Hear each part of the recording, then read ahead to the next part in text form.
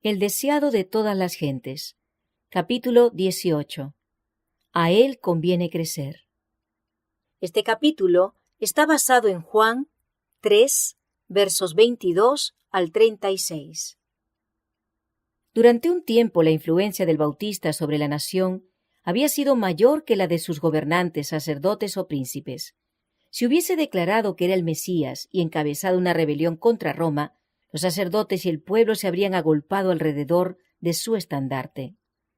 Satanás había estado listo para asediar a Juan el Bautista con toda consideración halagadora para la ambición de los conquistadores del mundo. Pero frente a las evidencias que tenía de su poder, había rechazado constantemente esta magnífica seducción. Había dirigido hacia otro la atención que se fijaba en él. Ahora veía que el flujo de la popularidad se apartaba de él para dirigirse al Salvador. Día tras día disminuían las muchedumbres que le rodeaban. Cuando Jesús vino de Jerusalén a la región del Jordán, la gente se agolpó para oírle. El número de sus discípulos aumentaba diariamente. Muchos venían para ser bautizados, y aunque Cristo mismo no bautizaba, sancionaba la administración del rito por sus discípulos. Así puso su sello sobre la misión de su precursor. Pero los discípulos de Juan miraban con celos la popularidad creciente de Jesús. Estaban dispuestos a criticar su obra, y no transcurrió mucho tiempo antes que hallaran ocasión de hacerlo. Se levantó una cuestión entre ellos y los judíos acerca de si el bautismo limpiaba el alma de pecado. Ellos sostenían que el bautismo de Jesús difería esencialmente del de Juan. Pronto estuvieron disputando con los discípulos de Cristo acerca de las palabras que era propio emplear al bautizar, y finalmente en cuanto al derecho que tenía Jesús para bautizar. Los discípulos de Juan vinieron a él con sus motivos de queja, diciendo: «Rabí, el que estaba contigo de la otra parte del Jordán, del cual tú diste testimonio, he aquí bautiza, y todos vienen a él». Con estas palabras Satanás presentó una tentación a Juan. Aunque la misión de Juan parecía estar a punto de terminar, le era todavía posible estorbar la obra de Cristo. Si hubiese simpatizado consigo mismo y expresado pesar o desilusión por ser superado, habría sembrado semillas de disensión que habrían estimulado la envidia y los celos, y habría impedido gravemente el progreso del Evangelio. Juan tenía por naturaleza los defectos y las debilidades comunes a la humanidad, pero el toque del amor divino le había transformado. Moraba en una atmósfera que no estaba contaminada por el egoísmo y la ambición, y lejos de los miasmas de los celos. No manifestó simpatía alguna por el descontento de sus discípulos, sino que demostró cuán claramente comprendía su relación con el Mesías, y cuán alegremente daba la bienvenida a aquel cuyo camino había venido a preparar. Dijo: «No puede el hombre recibir algo si no le fuere dado del cielo. Vosotros mismos me sois testigos que dije: yo no soy el Cristo, sino que soy enviado delante de él. El que tiene la esposa es el esposo, mas el amigo del esposo, que está en pie y le oye, se goza grandemente de la voz del esposo». Juan se representó a sí mismo como el amigo que actuaba como mensajero entre las partes comprometidas, preparando el matrimonio. Cuando el esposo había recibido a la esposa, la misión del amigo había terminado. Se regocijaba en la felicidad de aquellos cuya unión había facilitado. Así había sido llamado Juan para dirigir la gente a Jesús, y tenía el gozo de presenciar el éxito de la obra del Salvador. Dijo: «Así pues, este mi gozo es cumplido. A él conviene crecer, mas a mí menguar». Mirando con fe al Redentor, Juan se elevó a la altura de la abnegación. No trató de atraer a los hombres a sí mismo, sino de elevar sus pensamientos siempre más alto hasta que se fijasen en el Cordero de Dios. Él mismo había sido tan solo una voz, un clamor en el desierto. Ahora aceptaba con gozo el silencio y la oscuridad, a fin de que los ojos de todos pudiesen dirigirse a la luz de la vida. Los que son fieles a su vocación como mensajeros de Dios no buscarán honra para sí mismos. El amor del yo desaparecerá en el amor por Cristo. Ninguna rivalidad mancillará la preciosa causa del Evangelio. reconocerán que les toca proclamar como Juan el Bautista: «He aquí el Cordero de Dios que quita el pecado del mundo». Elevarán a Jesús y con él la humanidad será elevada. Así dijo el alto y sublime, el que habita la eternidad y cuyo nombre es el Santo. Yo habito en la altura y la santidad y con el quebrantado y humilde de espíritu, para hacer vivir el espíritu de los humildes y para vivificar el corazón de los quebrantados.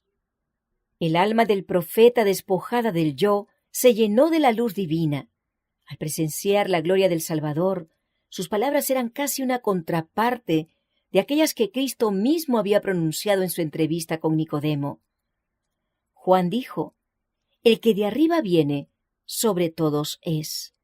El que es de la tierra, terreno es, y cosas terrenas habla. El que viene del cielo, sobre todos es. Porque el que Dios envió, las palabras de Dios habla, porque no da Dios el Espíritu por medida». Cristo podía decir: «No busco mi voluntad, mas la voluntad del que me envió, del Padre». De él se declara: «Has amado la justicia y aborrecido la maldad. Por lo cual te ungió Dios, el Dios tuyo, con óleo de alegría más que a tus compañeros». El Padre no le da el Espíritu por medida. Así también sucede con los que siguen a Cristo. Podemos recibir la luz del cielo únicamente en la medida en que estamos dispuestos a ser despojados del yo. No podemos discernir el carácter de Dios ni aceptar a Cristo por la fe, a menos que consintamos en sujetar todo pensamiento a la obediencia de Cristo. El Espíritu Santo se da sin medida a todos los que hacen esto. En Cristo reside toda la plenitud de la deidad corporalmente, y vosotros estáis completos en él. Los discípulos de Juan habían declarado que todos los hombres acudían a Cristo, pero con percepción más clara, Juan dijo: «Nadie recibe su testimonio, tampoco se estaban dispuestos a aceptarle como el Salvador del pecado. Pero aquel que ha recibido su testimonio ha puesto su sello a esto, que Dios es veraz. El que cree en el Hijo tiene vida eterna». No era necesario disputar acerca de si el bautismo de Cristo o el de Juan purificaba del pecado. Es la gracia de Cristo la que da vida al alma. Fuera de Cristo el bautismo, como cualquier otro rito, es una forma sin valor. El que es incrédulo al Hijo no verá la vida. El éxito de la obra de Cristo, que el Bautista había recibido con tanto gozo, fue comunicado también a las autoridades de Jerusalén. Los sacerdotes y rabinos habían tenido celos de la influencia de Juan al ver cómo la gente abandonaba las sinagogas y acudía al desierto. Pero he aquí que aparecía uno que tenía un poder aún mayor para atraer a las muchedumbres. Aquellos caudillos de Israel no estaban dispuestos a decir con Juan: «A él conviene crecer, mas a mí menguar». Se irguieron con nueva resolución para acabar con la obra que apartaba de ellos al pueblo. Jesús sabía que no escatimarían esfuerzo para crear una división entre sus discípulos y los de Juan. Sabía que se estaba formando la tormenta que arrebataría a uno de los mayores profetas dados al mundo. Deseando evitar toda ocasión de mala comprensión o disensión, cesó tranquilamente de trabajar y se retiró a Galilea. Nosotros también, aunque leales a la verdad, debemos tratar de evitar todo lo que pueda conducir a la discordia o incomprensión, porque siempre que estas cosas se presentan, provocan la pérdida de almas. Siempre que se produzcan circunstancias que amenacen causar una división, debemos seguir el ejemplo de Jesús y el de Juan el Bautista. Juan había sido llamado a destacarse como reformador. A causa de esto, sus discípulos corrían el peligro de fijar su atención en él, sintiendo que el éxito de la obra dependía de sus labores, y perdiendo de vista el hecho de que era tan solo un instrumento por medio del cual Dios había obrado. Pero la obra de Juan no era suficiente para echar los fundamentos de la iglesia cristiana. Cuando hubo terminado su misión, otra obra debía ser hecha, que su testimonio no podía realizar. Sus discípulos no comprendían esto. Cuando vieron a Cristo venir para encargarse de la obra, sintieron celos y desconformidad. Existen todavía los mismos peligros. Dios llama a un hombre a hacer cierta obra, y cuando la ha llevado hasta donde le permiten sus cualidades, el Señor suscita a otros para llevarla más lejos. Pero como los discípulos de Juan, muchos creen que el éxito depende del primer obrero. La atención se fija en lo humano en vez de lo divino.